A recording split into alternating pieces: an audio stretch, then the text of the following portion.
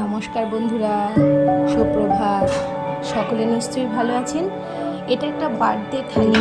তো বার্থডে থালিটা কেমন হয়েছে অবশ্যই আপনারা জানাবেন কমেন্ট করে।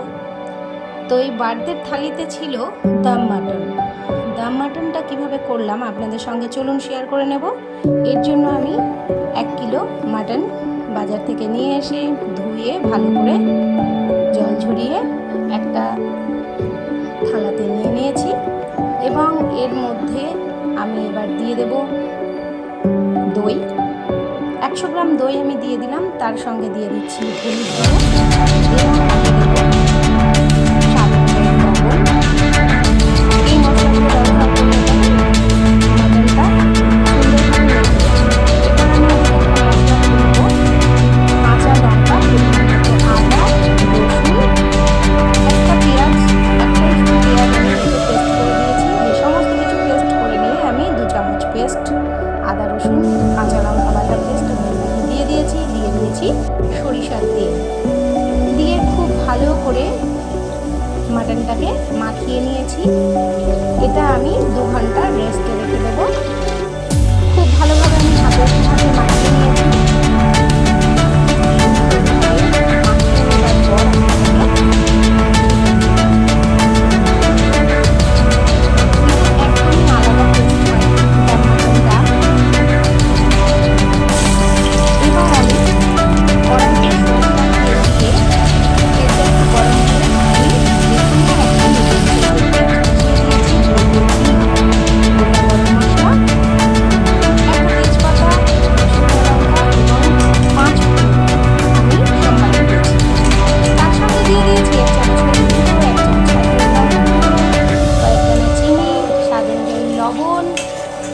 দিয়ে দিয়েছি জিরে গুঁড়ো আর ধনে গুঁড়ো।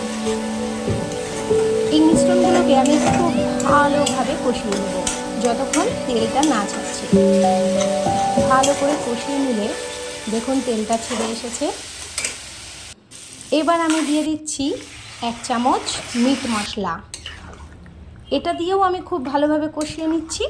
তারপরে আমি দিয়ে দিচ্ছি রেস্টে রাখা মাটনটা দিয়ে আমি এটাকে খুব ভালোভাবে ঢাকা দিয়ে আমি এটাকে দম দিয়ে নেব এবং কোনো রকম প্রেসার কুকার ছাড়াই এটা একদম সেদ্ধ হয়ে যাবে।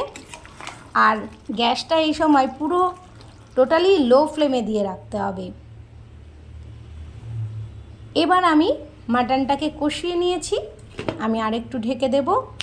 এবার আমি চলে আসব। 1 চামচ শাহি গরম মশলা আমি এর মধ্যে ছড়িয়ে দিচ্ছি। আবার একটু নাড়াচাড়া করে আমি ঢাকা দিয়ে নেব। তারপরে আমি আবার এর মধ্যে দিয়ে দেব 1 চামচ ঘি। দেখুন ঝোলটা কত সুন্দর গাঢ় হয়েছে। আমি খুব বেশি ঝোল করব না। কষানোর সময় আমি পরিমাণ মতো সামান্য একটু জল দিয়ে নেব যাতে নিচে ধরে না লেগে যায়। এবার দেখুন মাটনটা রেডি হয়ে গেছে, একদম দাম মাটন। আমি আমার মতো করে করেছি। কেমন লাগলো বন্ধুরা আপনারা সকলে কমেন্টে জানাবেন। চ্যানেলটি সাবস্ক্রাইব করবেন। টাটা।